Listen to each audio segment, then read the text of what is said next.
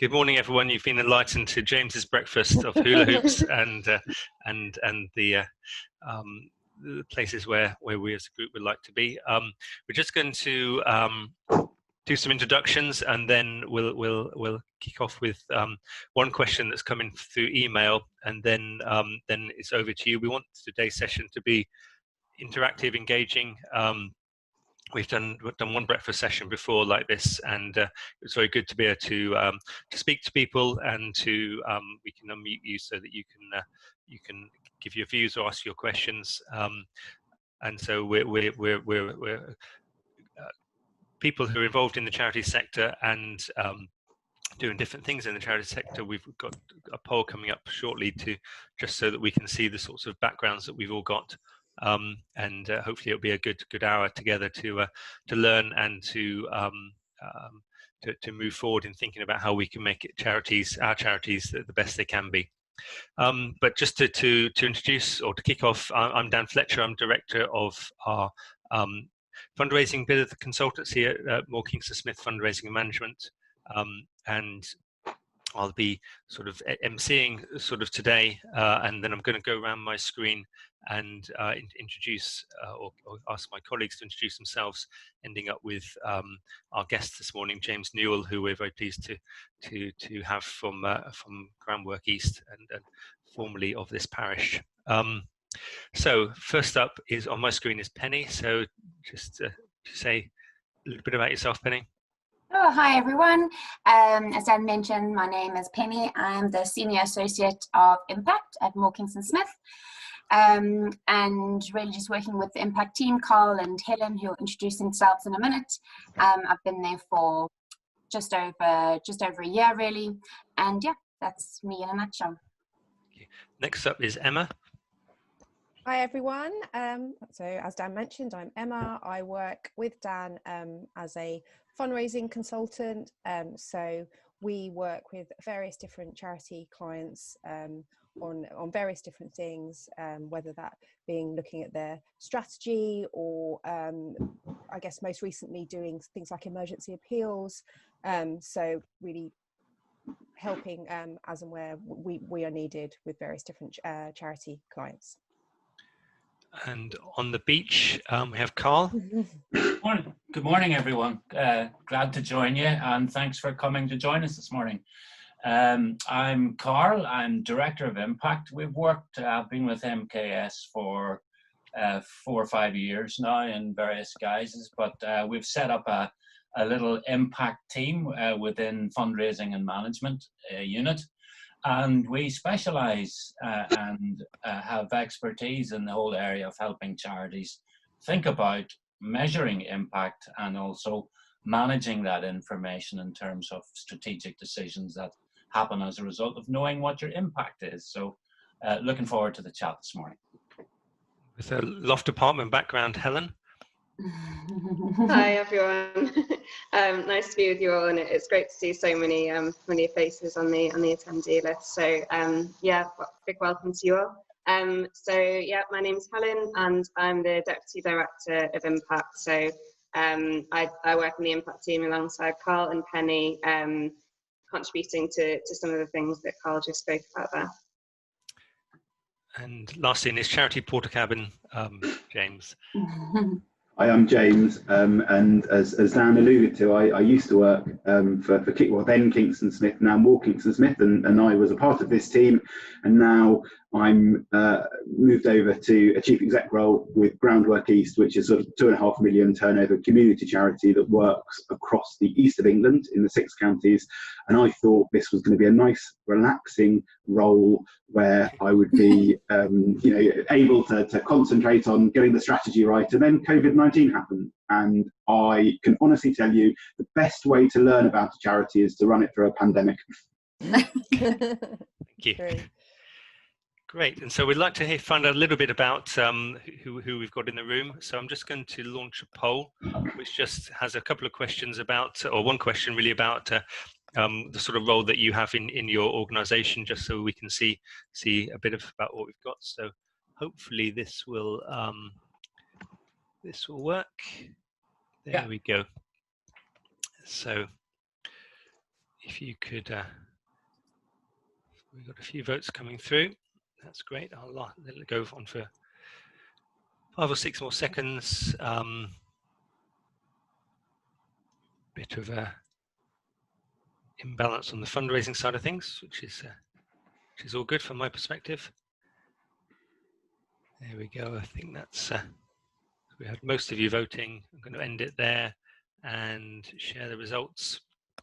So about a third of us are fundraisers from a fundraising background, and then chief executive roles, finance roles, some none of the above, a few people from service delivery, and a trustee and an impact specialist. So thank you very much. I'm going to stop sharing that now and move on to the next question, which I think we'll run now just to see. I'm going to run this at the beginning and at the end to see if there's any change. So this is about how you feel about the future of your charity at the moment, and so how optimistic you are, and whether you have the view of James that a great way to learn about a charity is to run it through a pandemic or not. So here we go. I'm going to run this one again. There we are. So have a think which of these defines where you are at the moment.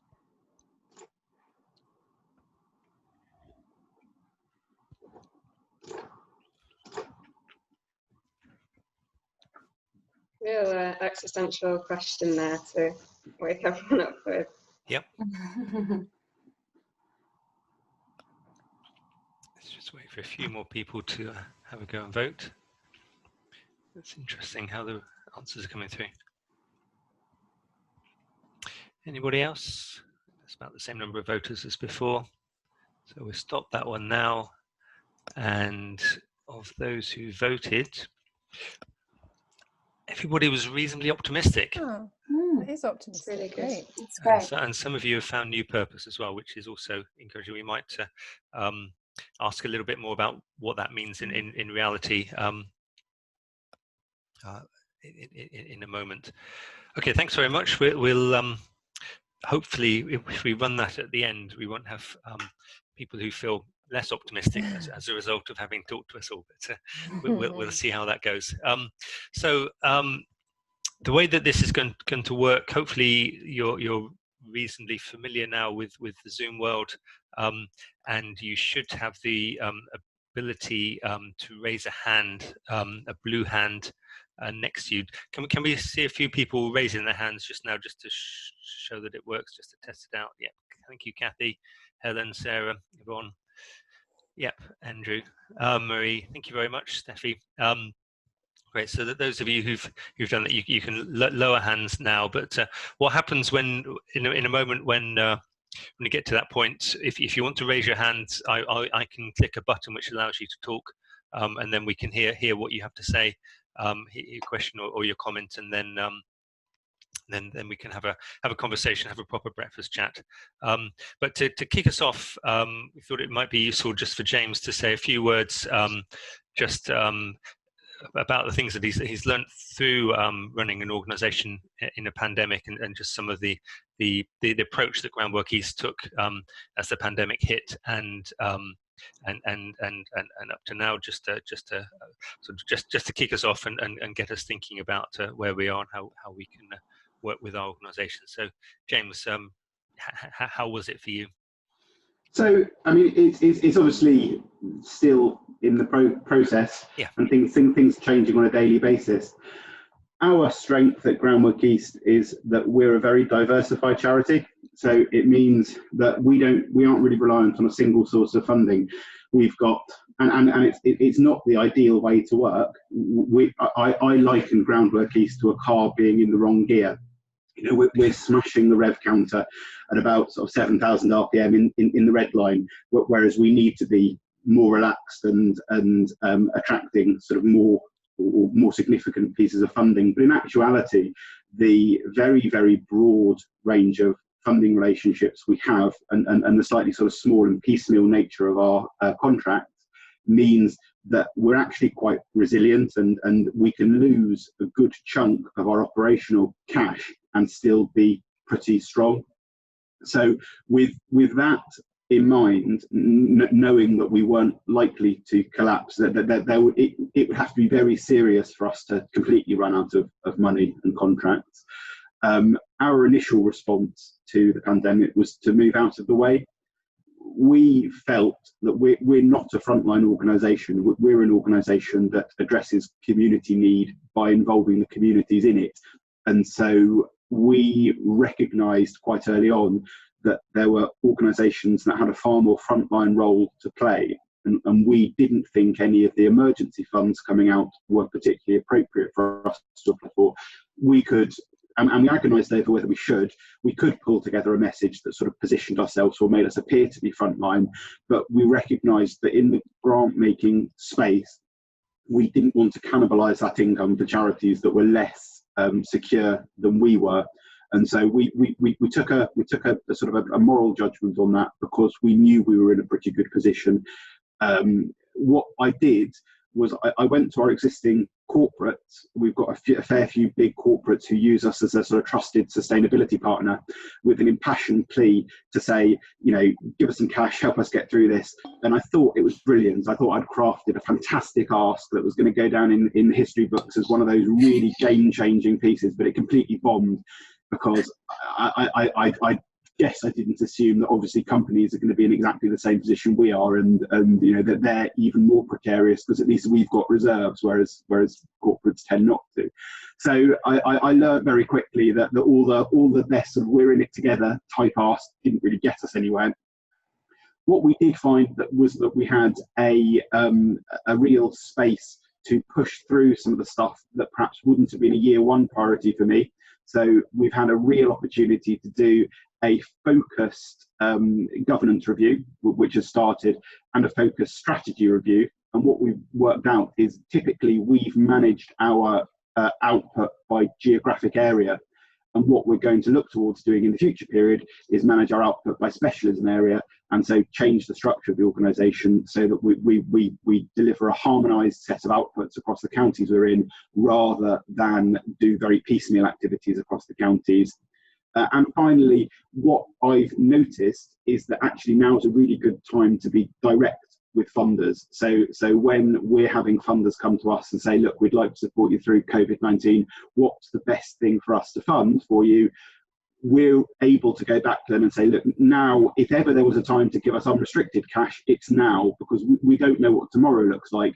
But if you give us cash we've got agency over, it is far more useful to us. And we've been around since 1985. We're not going anywhere. So if we don't know how to spend money in the community by now, then you know, something's gone wrong. But obviously we do. So we found it's been really useful to help us leverage our unrestricted ask. Great, thank you. That's really helpful, really insightful, and maybe resonates with some of the people on the call. And others of you, I imagine, will have had quite different experiences.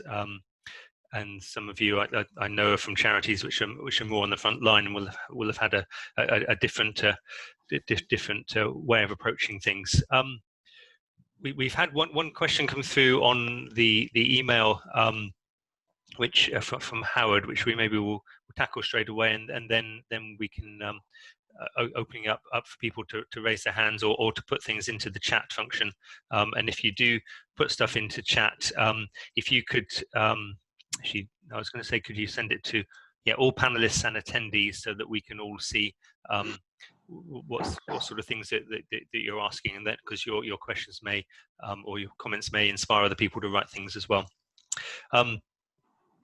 But Howard asked a couple of questions, one around funding and with the emphasis on coronavirus type related funding, what happens to charities that aren't doing that sort of work, and particularly what will happen in maybe during next year, beginning of next year, when many of those coronavirus funds seem to have come to an end. Will there be funding available for other work that's going on, and what can we do with the dynamic of the relationships with funders as many of them have shifted their priorities to coronavirus? and he also asked a question around impact, which I'll get to in a moment. And but first of all, on the fundraising, Emma, do you want to say something just a little bit about thoughts on funders, and then James maybe kick in with some comments as well? Sure.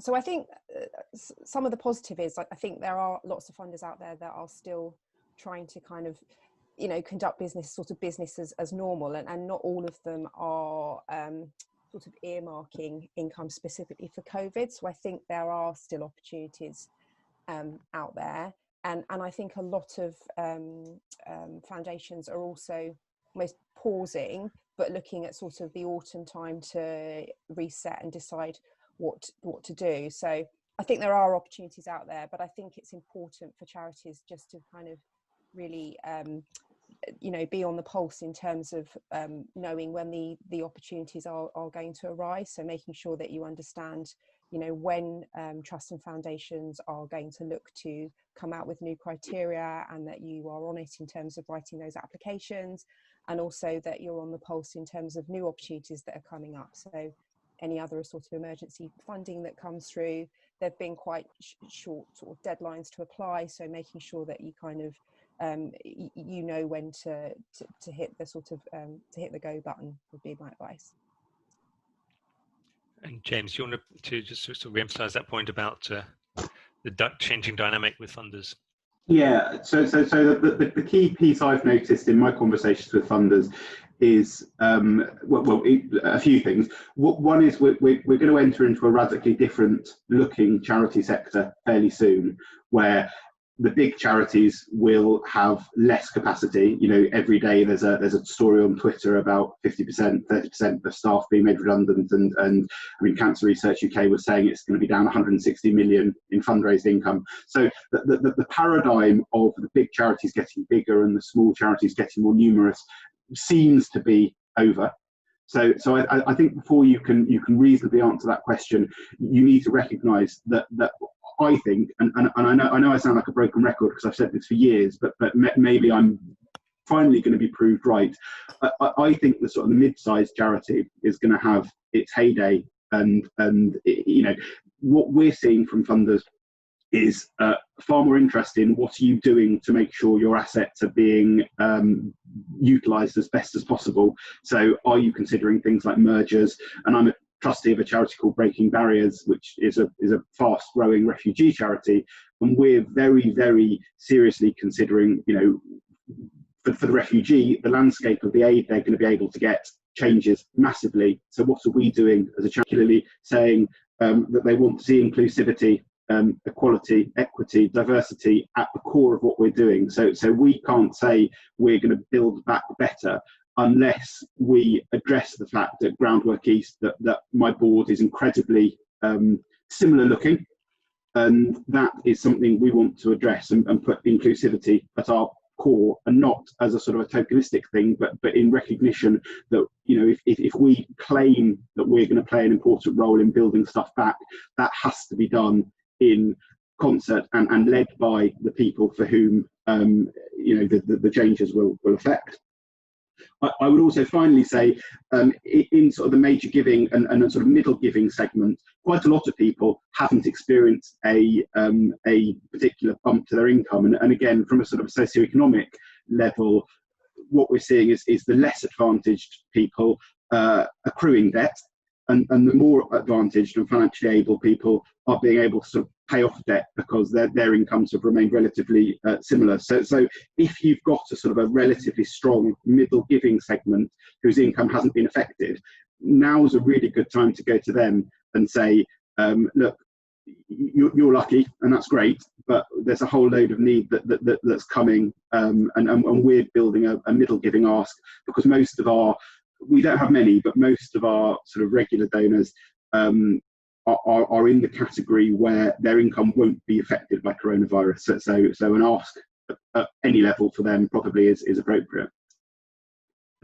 Thank you, James. I think maybe actually if we could expand on that a little bit, and then come back to the impact question. Just it'd be interesting to know if there are people out there from other charities that see yourselves as mid-sized charities, and how if you're feeling the optimism there that James was talking about, and also other people's experiences of finding funding, and where funding is coming from at the moment, or might be coming from, and how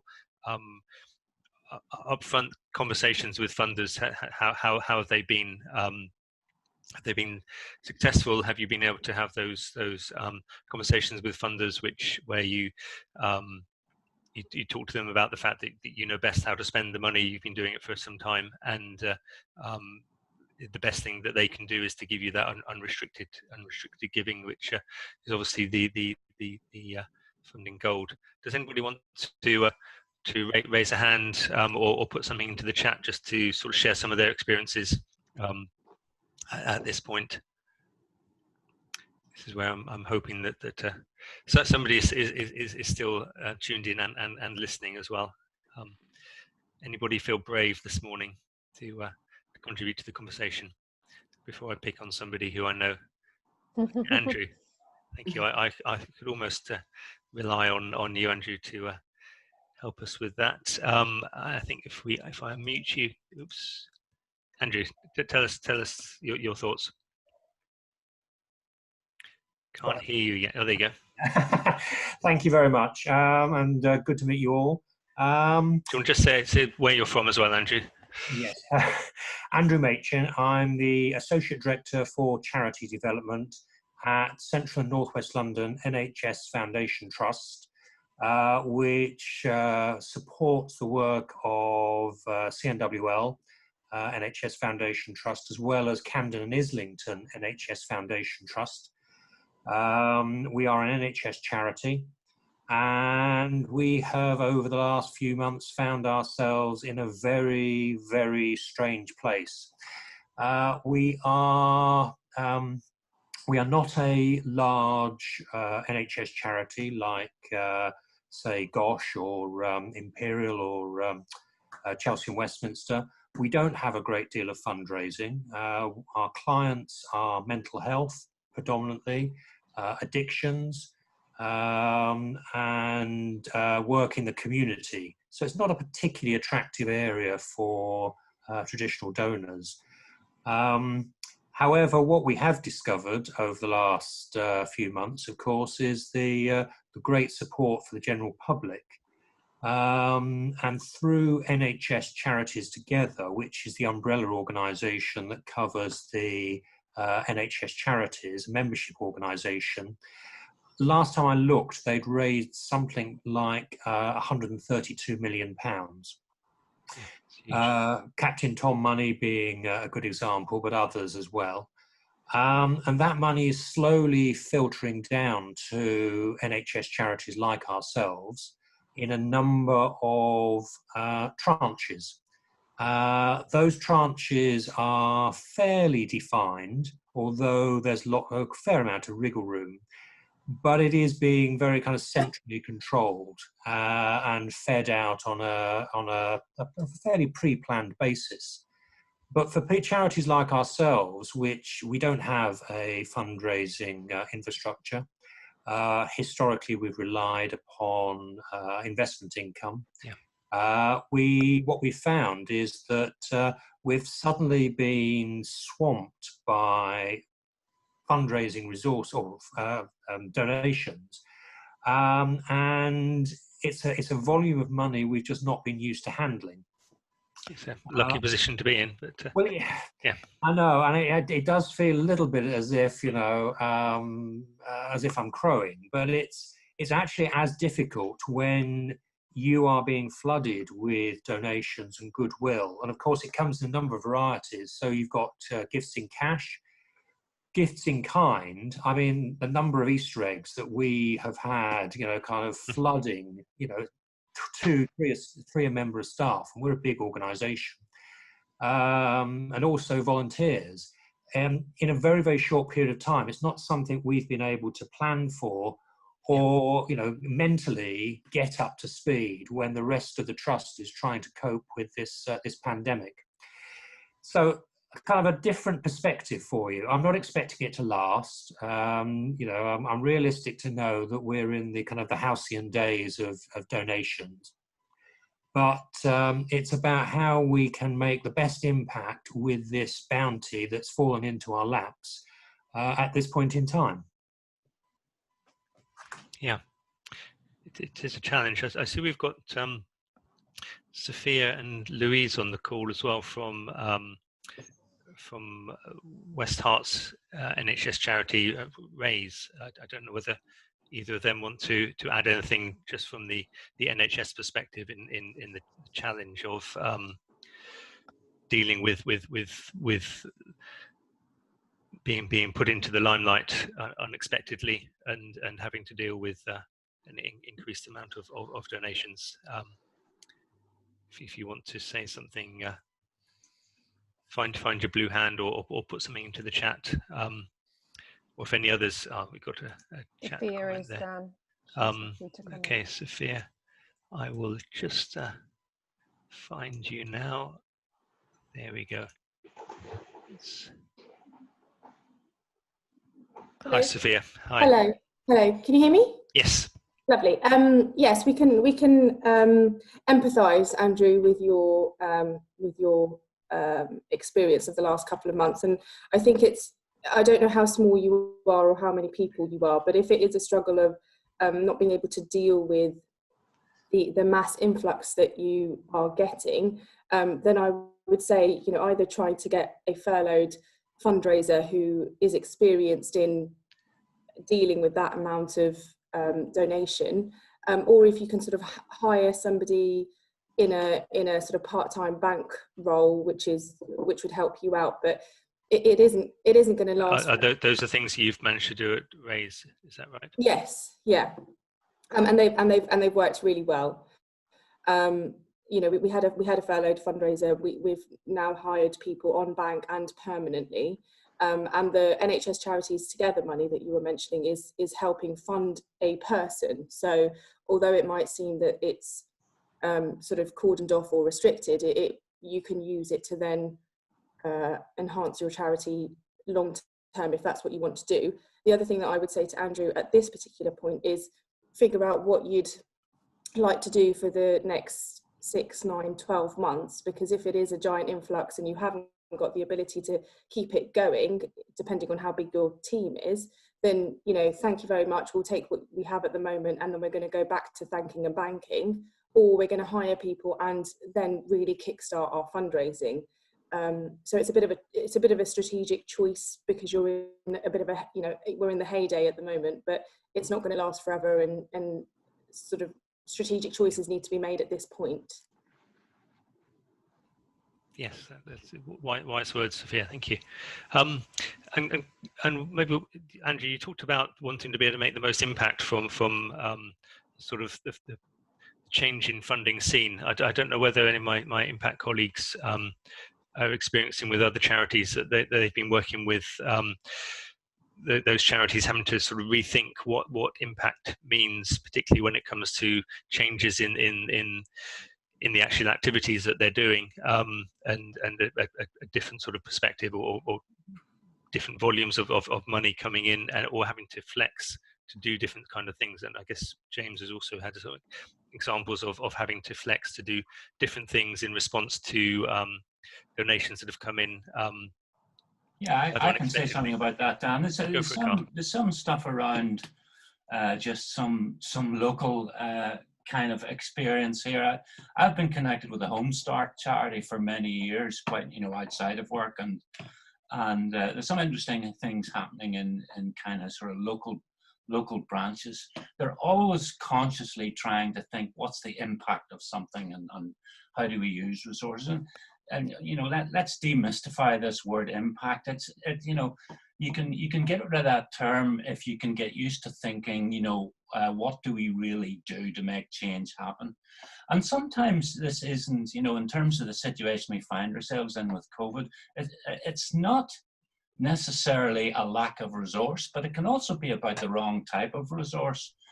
Now, I know a local charity, for example, is they're sweating to bring in small bits of money related to COVID-19, but they haven't got the staff to deliver the kind of help that they're being given.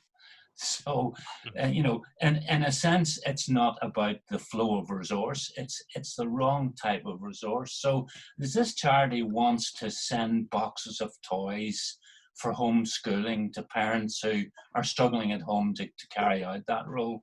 But the charity doesn't have the people actually to get the cover and delivery that they, you know, that they need to make that happen. So there's something there about thinking, what change can we make here? And do we have the resource to actually practically deliver it? You got a situation, so, you know, there's plenty of money for the actual material resource, but staff are looking at redundancy notices coming up because there's not the fundraising that's happening in the right kind of way to maintain the core of the organization. And I'm sure that's a similar experience going around. And another example of the wrong type of help is there's a charity locally that wants to, very laudable, wants to promote healthy eating among families that are struggling. And it's a great thing, but you know, when there is a resource to deliver these boxes, parents, and it's usually a mother, is opening her front door to look at 4 different types of lettuce that she hasn't a clue what to do with, because she's just not in that space in terms of nutrition. So there's a big gap here between trying to make the help work and the education and information that's needed to get to the point where families would be doing a bit more healthy eating. And I think again, impact, the idea that you think, what change can we actually bring about here, and what was, you know, what's the causal link between what we can do and the journey we're trying to make and the end journey we're trying to get to. You know, there's quite a bit that can be done with a staff team just sitting down and thinking, how can we practically do this with the right type of resource? And how do we bat off this wrong sort of resource that's actually tripping us up?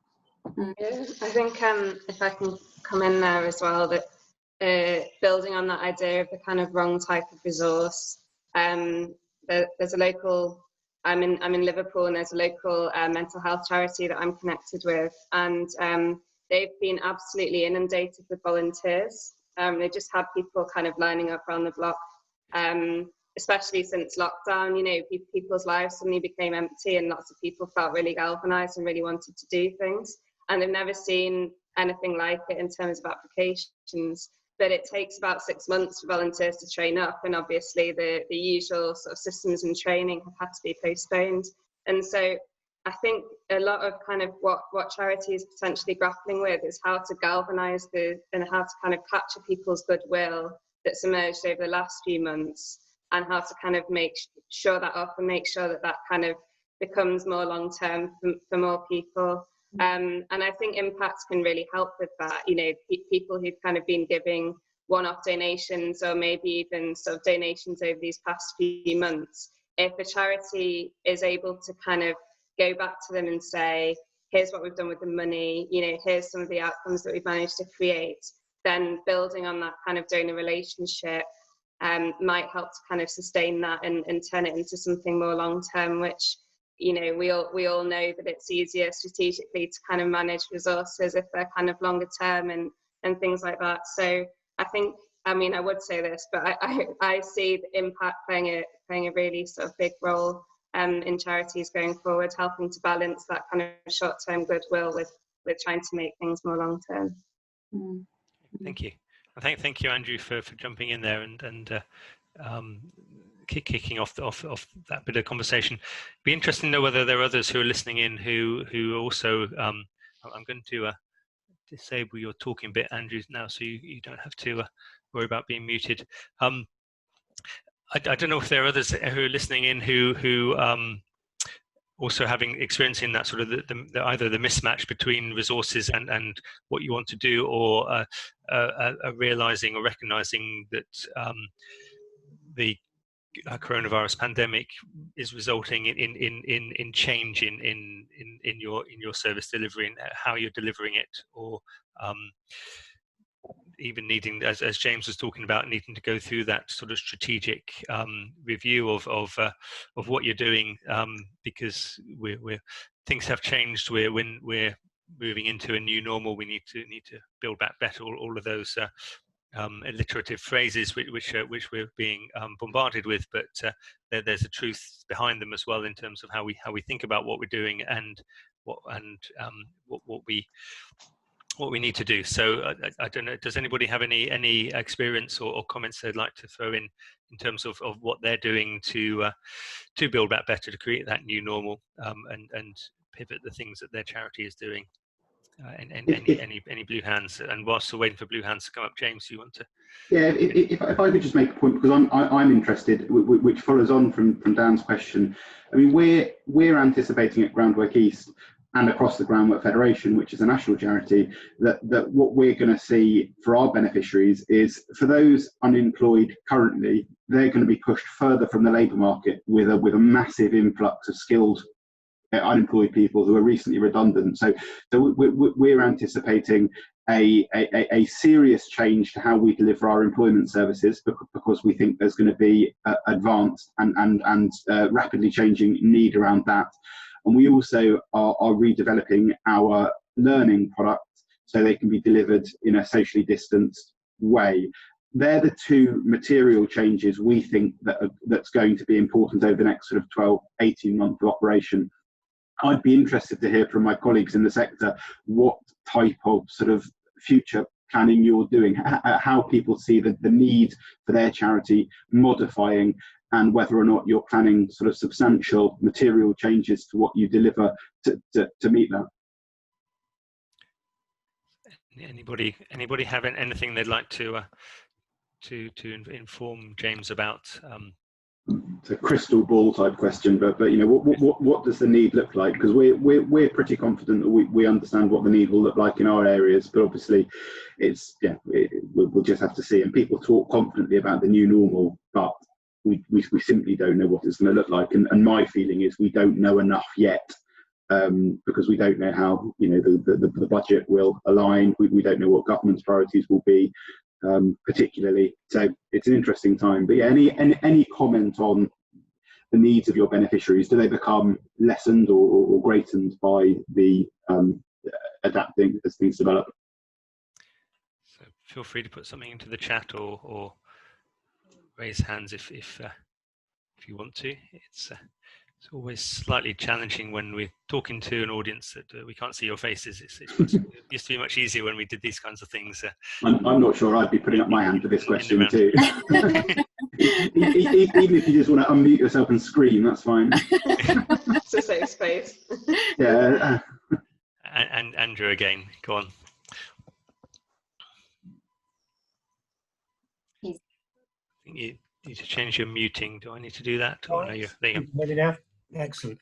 I mean, one of the challenges I think that for us in mental health is going to be the amount of digital poverty that exists, certainly within parts of London, and that having an impact on things like virtual consultations and therapy sessions. One of the big challenges we're facing at the moment with trying to prevent people coming into our clinics is actually, it's fine for those people who have got computers or access to Zoom or whatever it may be, but there's a large percentage of the population where those resources are very limited.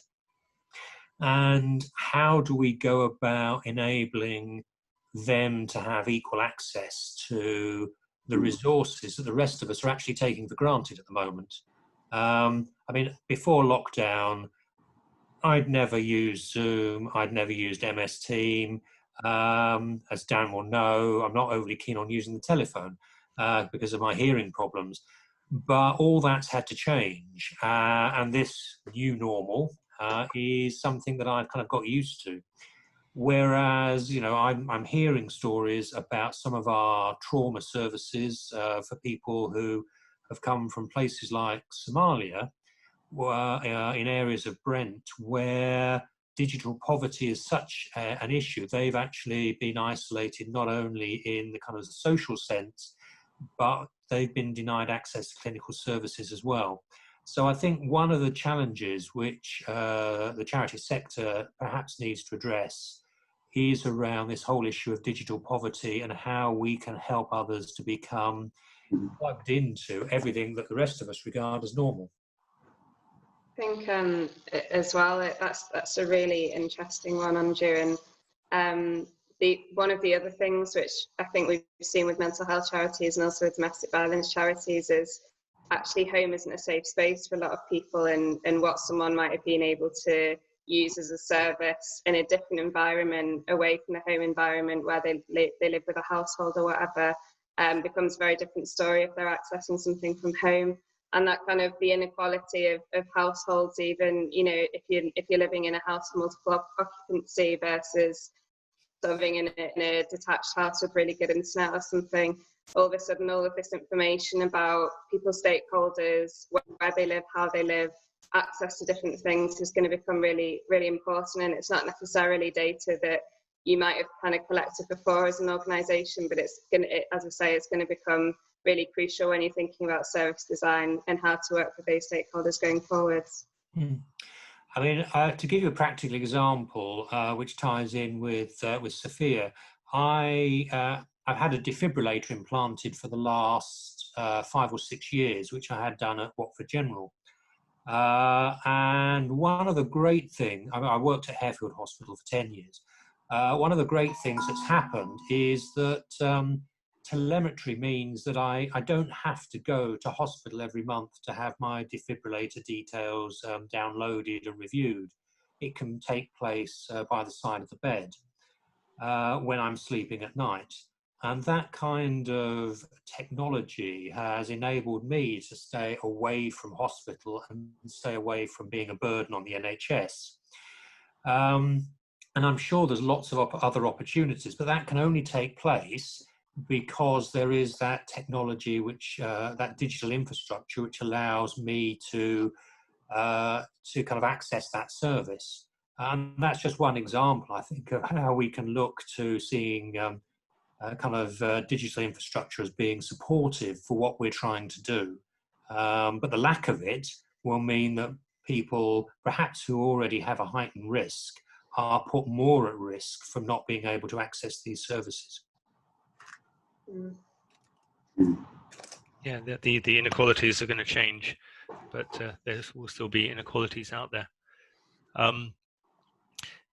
So where should we go from here?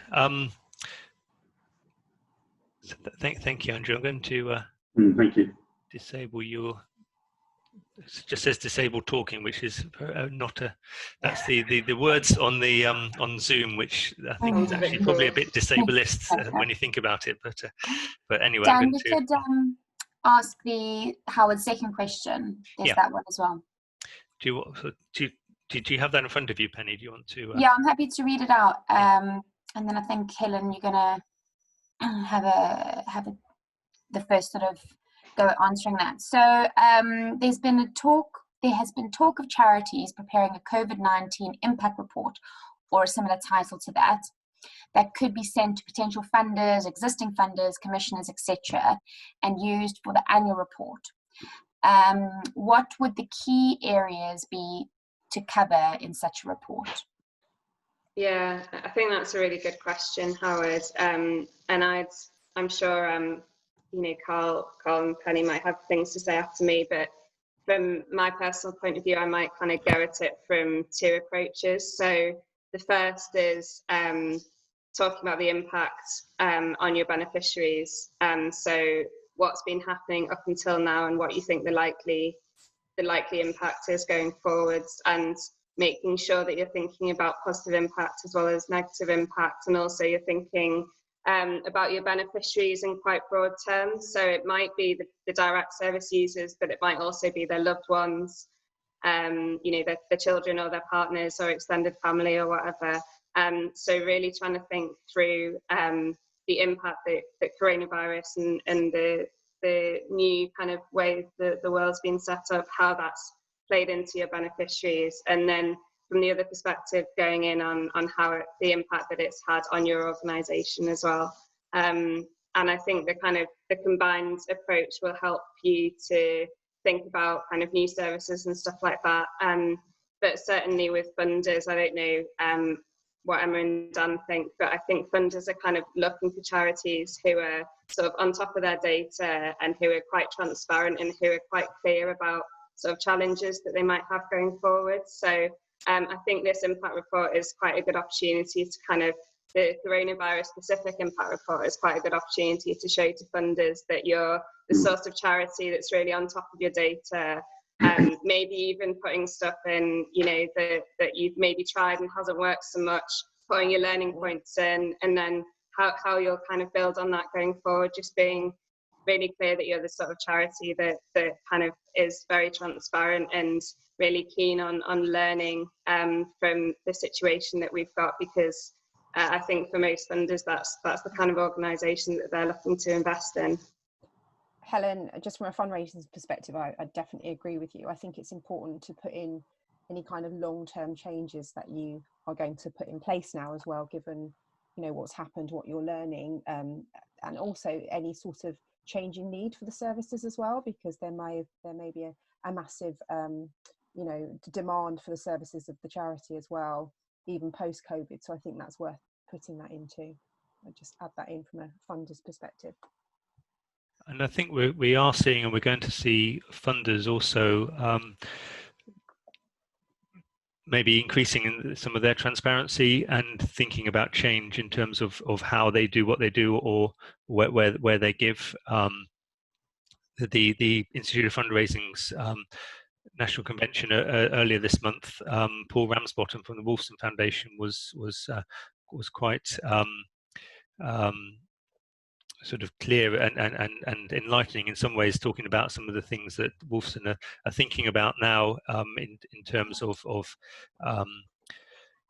the changes that they need to make, probably an increase in unrestricted giving, trusting the charities to spend the money where the charities know best, and also picking up James's point about inclusivity. That was something which particularly came through, and so there seems to be, as grant makers and funders have sort of clubbed together to provide a united front in terms of helping charities in the pandemic. That's maybe also given them a chance to have a clearer voice in the difference that they make to the charity sector, and making sure that they can present that and demonstrate that they are forward-looking funders as well. And there probably will be a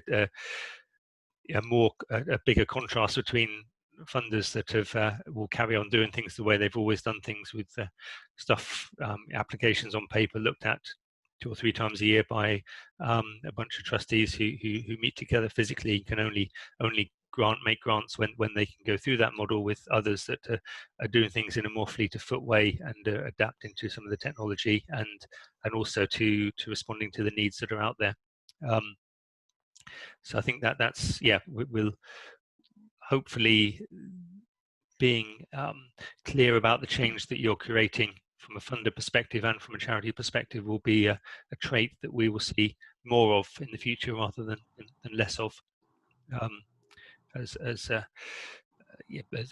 sort of the importance of making that change it kicks in. Carla, did you want to say something? No.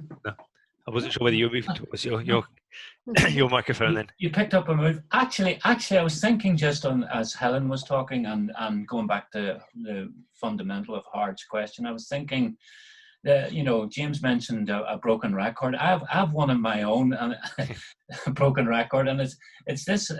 One of the things about doing an impact piece on COVID-19 is that a lot of people will feel it's not possible because it's such a short-term thing.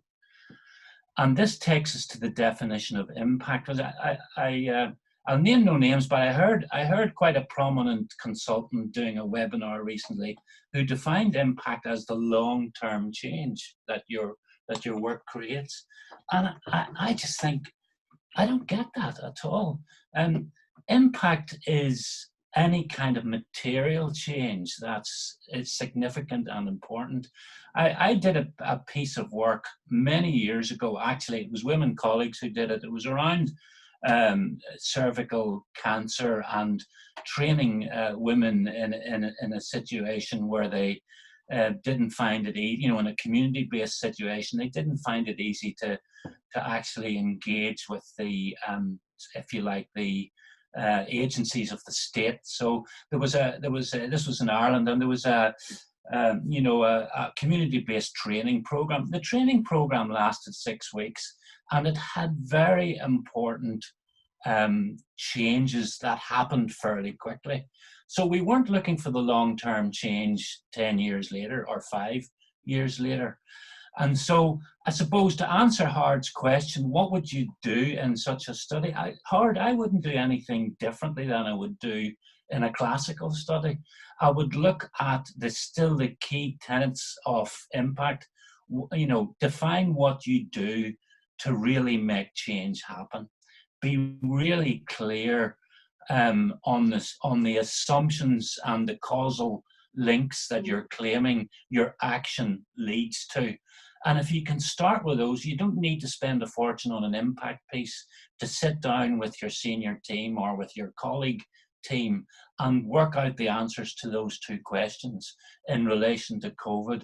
And then can you, if you can get to that point, can you, even without setting up a framework that might take 4 or 5 months, never mind that, can you come up with some kind of indicative view of likely high, medium, or low impact?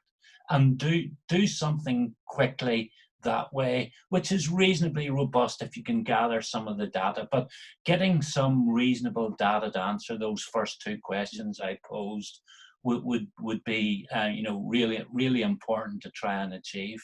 But essentially, how would we do a COVID-19 study? No differently than we do any other one. We would still actually interrogate those issues around what are we changing, and are we absolutely sure that the action we're taking is leading to that change, and we can evidence it in some way.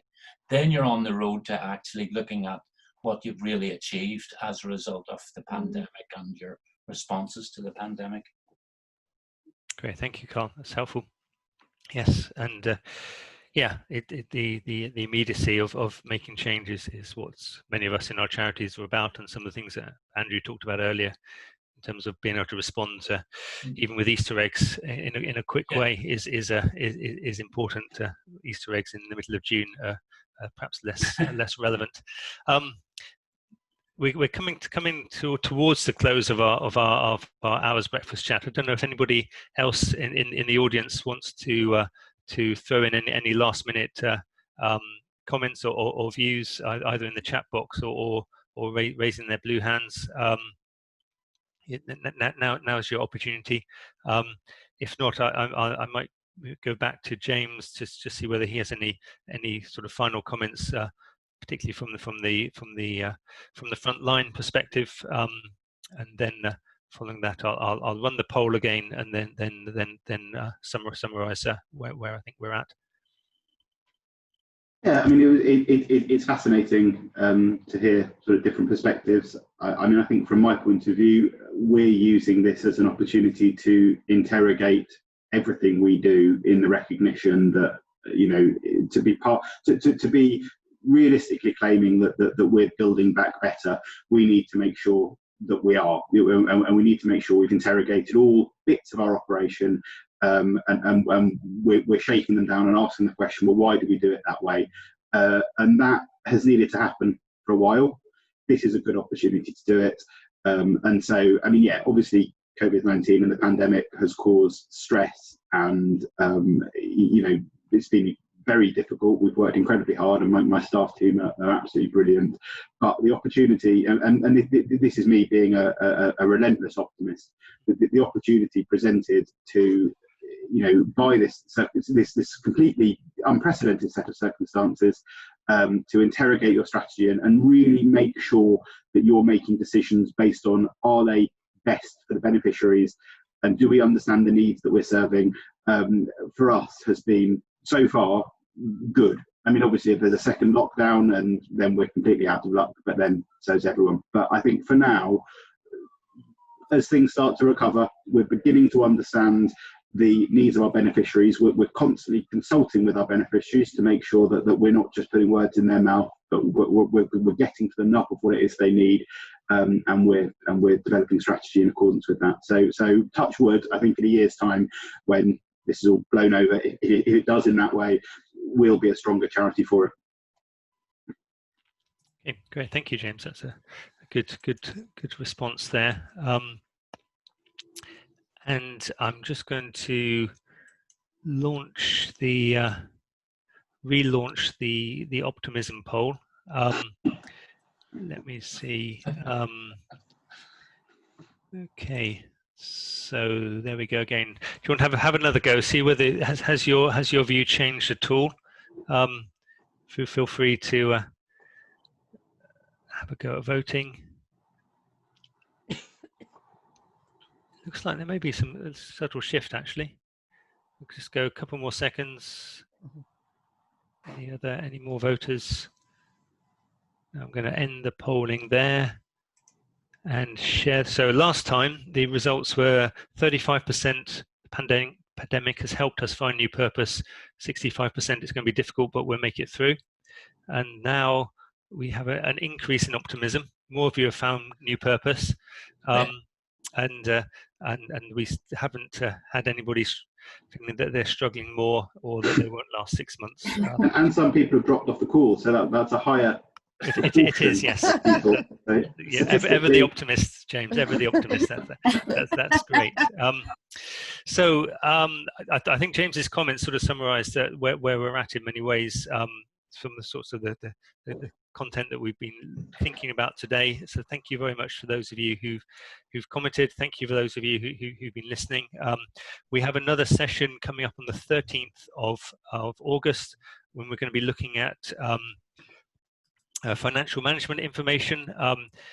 Not necessarily the most exciting thing to think about, but without it, most charities would really struggle to do anything to create the kind of impact that they would want to create if they don't know where they are financially, and they can't make decisions on the basis of those things, of their financial management information. They're rudderless, and they're sailing into a storm without any idea of what's ahead of them. So do tune in for that. Our colleagues Mark and Marcus, who are on holiday this week, will be doing that session, and as always, I'm sure it will be an interesting one, and they'll have lots to say. So you should get an email about that. And for those of you in the arts and cultural sector world, on the 18th of August, I'm involved in a conference, an arts summit called Defining the New Normal. This is an online conference, and Kingston Smith are sponsoring that conference. And if you wanted to go along, in the email that follows up this event, there's a discount code if you want to get a small discount on booking for that conference. So look out for that as well in the email that comes out following on from today. So thanks very much for taking part today, and we look forward to seeing you at future webinars, and hopefully one day seeing you in person when I'm sure those things will happen. Thank you very much.